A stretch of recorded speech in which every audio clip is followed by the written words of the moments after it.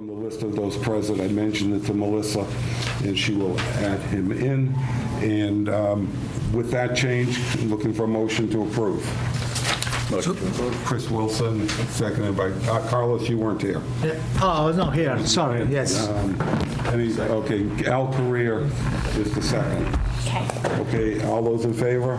Aye. Opposed? None, with one abstention, Carlos abstained.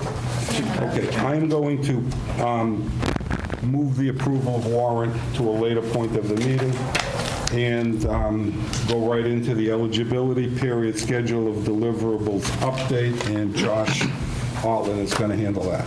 Okay. So Dr. McIntyre wanted me to share his regrets that he couldn't join the committee this evening, but I bring a message on his behalf. The deliverables for the Milford High School eligibility period continue to be ahead of schedule. Yesterday, Dr. McIntyre, Chris Wilson, and James Riefstall met to review the maintenance and capital planning portion of the requirements. The importance of this section is that it is tied directly to reimbursement and can be worth up to 2 points, which is considerable for the scope of this project. We're collecting information from a few more sources, but this section is close to completion. I'm working with Dr. McIntyre to finalize the educational profile questionnaire and the Chapter 74 vocational technical viability documentation.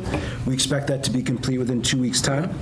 And Dr. McIntyre is also completing the online enrollment projection. The initial compliance certification, school building committee, and local vote authorization are already complete. And the enrollment meeting will be held sometime in December or January, and the feasibility study will be executed in either March or April. Any questions? You had stated the enrollment meeting will be held sometime in January. December or January, yes. Okay. I'm showing January 28th as the deadline for it. Just want to get that in the record so everyone's aware. If it's in January, that's fine, all the way up till the 28th. Okay. Anyone else questions or comments regarding the eligibility period schedule of deliverables? Okay, then the next item on the agenda is the capital maintenance plan discussion, and Josh had mentioned that this is really a significant item with respect to reimbursement, and I'm going to ask James Riefstall to kick this discussion off and explain what it means, what it's worth to us, and what do we have to do to get there. No, thank you, guys. And Josh, thank you. That was a very good segue. Can you come up? Come on up. Sure, thank you. Come on up. I'm going to provide just a few more details. But yeah, of the deliverables that you guys have, this is one that directly has money attached to it. And so that's why, that's why the superintendent and the facility subcommittee and Carlos is all focusing on this at the moment. As he mentioned, before I get into that, it's an interesting dynamic or approach that the MSBA has taken. They accepted you into the program. They're going to be your partner to reimburse, and they're going to reimburse you on this. But they just don't want to give you money for a new school and let you run it into the ground. So what they're doing is, the thought process behind that is they're giving you now in advance these best practices of building maintenance and capital programs. And so we have an opportunity, two things. One is to showcase what our existing capital maintenance and program is, and also to potentially, update where we can. And that's where, and they give us this list of best practices, and then they ask us, okay, how are you doing on them? Or what can you do to do better on them? What can you implement, within the district? And so that is exactly, there's about 20 items that they check off on. They even give a rubric or a grading on how they, on what you can have. And so, as we mentioned, Chris and Dr. McIntyre and I met yesterday, and it's very, everyone's in lockstep. They understand the importance of it. And one interesting detail, it's not just the capital maintenance plan or, what you're doing. It's, or rather, it's amazing how much information they're pulling from several locations. We need to talk to Zach, the tax account, the accountant in town. We need to talk to, I think her name is Wen, the new business manager? Yes. Thank you. In addition to Carlos, of course, for the facilities maintenance. And so they're in the process of filling out these documentation, updating it where it needs to be, and I believe it's January it needs to be submitted by. So I think from a timing perspective, we're in a good place. We're all under this. We all understand what's at stake, and I think we have a good runway to achieve what we need to achieve. So. Okay. So, in a nutshell, we do this, we get more reimbursement. 2%. I understand that on a project like this, that's significant dollars. Anybody have any questions? Michael? Is it up to 2%? Yeah, it's between 0 and 2. It's like a scoring method, right? And yes, they score. And so, one example we had, they answered all but 2 questions, provided all but 2 documentations, and they received, 1.65 out of the 2. Okay. And so. So is there any reason we can't get everything answered and get 2%? We're still working on a few items, so it's, but I can definitely say we can at least get the 1.65. I can confidently say that. Okay. And there's a facilities condition index that they're looking for, which they have a version of. But that might need to be tweaked a little to just to get it better up to snuff, things like that. So that's good. What's the length of the plan? In terms Capital of, maintenance plan. Is that for 1 year, 5 year, 10 year? it was typically 5. It's 5, I believe. Is what it is in there. That's what they're looking for. And is that something they hold you to? Because we had a capital maintenance plan 10, 12 years ago. We added $1 million to the budget, and over the years it got absorbed. Sure. So I'm curious, if we give them a 5-year plan, is that something we're held to, or? So they will ask, they do ask for attachments, one of them being the capital plan, your maintenance plan, what your budgets have been the last 5 years, what the budget is going forward. That's, in terms of how much checking goes on, or follow-up, I don't think, I'm not sure that that's going to happen. There is no check afterwards. Like after the project is completed, they're checking in. Okay. Per se, they trust that you're following your system. This is more just a check that, are you following your system as presented to them? Patrick? So when do you think you'll be in a position, or when will the school department be in a position to provide us a report of what those items are, which ones we can make and which ones we can't? I think they can probably meet them all. They're still in process. I think we met yesterday, and he threw out on 80%. But I would. Yeah, I was going to say, they're basically the facilities condition index was one of the ones that Whittier Tech did not do, and so we're going to drive to that one, right? They got the 1.65% without the recommissioning plan, which we know that Carlos does have a recommissioning plan, so that check mark, that box checked. Again, I think a lot of it is, and a majority of the work is this facilities conditioning index and inventory that needs to be done. We're going to drive to that, we can get down to that. As far as a timetable, we know that it's due, I believe, January 28th. it says. January 28th. So we haven't set any hard deadlines. Let me go back and we'll set those hard deadlines. What do we feel this board, would we like to review it in December before the Christmas break, I guess, before getting down that road, or is it in January, right? So. Well, considering the significance to the town of Milford, I will keep this on as an agenda item for every meeting. So Yeah. we'll have a report at every meeting, and anything that you can provide that Melissa could distribute where we are at, what's done, what's remaining to be done will be very helpful. So it'll continue to be an agenda item until January 28th. I know the hard date basically that we spoke to yesterday was obviously the January 28th, but I apologize for not taking the time to say, all right, this committee needs to review it, so, but let's put that together. So We're still coming up to speed. Chris, who's actually working on it? So Kevin's the point of contact on that, so he will be the main person to fill in that document, and obviously under the help of James here, where that was part of the meeting yesterday, where we went through the answers that are currently being given and some of those attachments. So again, James is aware of that. It is a shared kind of spreadsheet document that Kevin, myself, Josh, and James all have access to, so we can look at that document and see how it's progressing. I agree with the chairman, though. The importance of it is we definitely don't want to wait until January 28th. 100%. Yep. And that was the good, I'm sorry, and that was the good, that was the benefit of, that was the good feeling that I received from yesterday's meeting. You know, Kevin has already,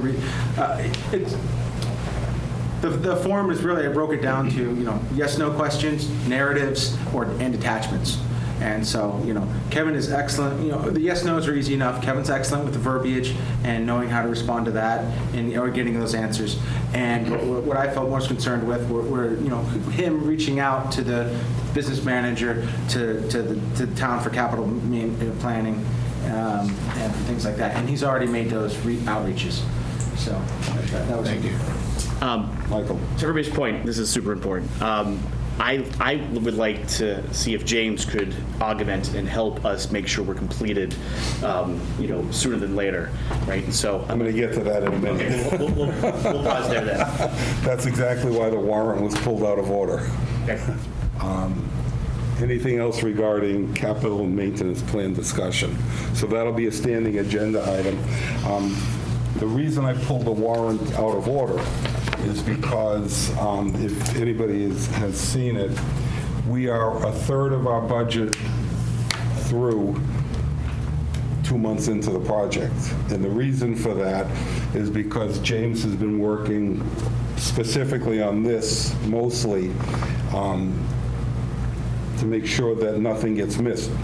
Considering that that is really not a building committee task, but a school department task, I'm going to ask the school department to share in the costs of James, and he can allocate his bill to us accordingly. We have a $10,000 approval from this board to hire James, and we're a third of the way through it right now.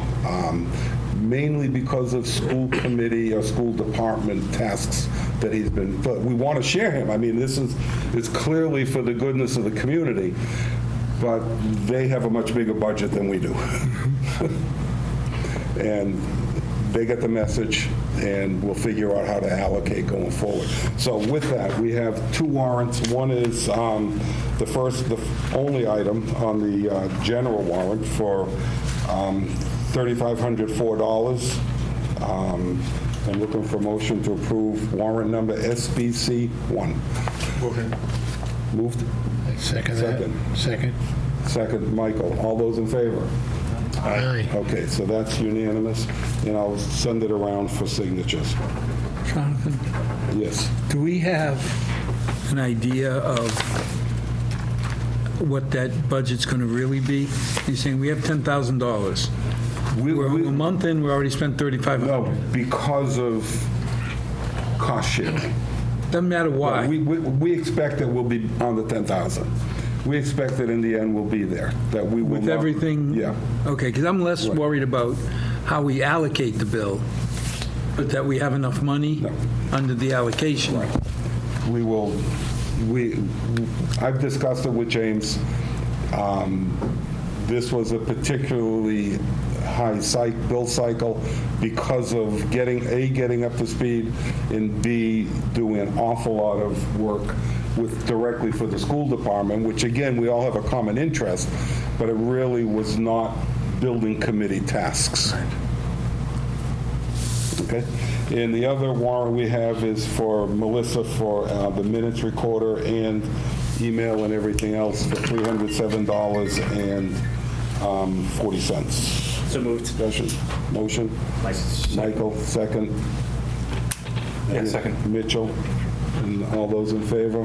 Aye. Okay, so that's also unanimous. Okay, next item on the agenda is the school committee update. When we last spoke, when we last met, we had discussion about whether it's 9 through 12, 8 through 12, 7 through 12, comprehensive, non-comprehensive, Chapter 74. And I know that the school committee discussed this at their last meeting, and if either Michael or Chris wants to give us an update, that would be... Yeah, super simple update. Josh was there, gave a great presentation. So we did take the vote, and it was unanimous that the school committee would like to ask the building committee to look at a 7 through 12 and 8 through 12 school. We also voted to have the school be a comprehensive school as well too.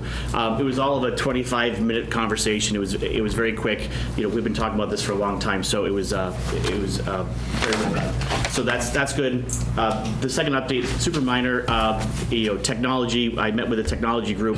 We're going to be looking at a 5 or 6 year plan, because when the high school goes dark, that means the whole district goes dark. So we have to come up with a redundancy plan for Woodland, for example, to take over all the communications. So we're going to start to plan that out 5, 6 years ahead of time to make sure that we're not scrambling last minute asking FinCom for money. So. If I remember right, we had asked that the school committee consider a 7 through 12, a 9 through 12 is the baseline, to say if we were just going to update our current facility, and then the comprehensive. You just mentioned 7, 8, and comprehensive. What happened to the baseline?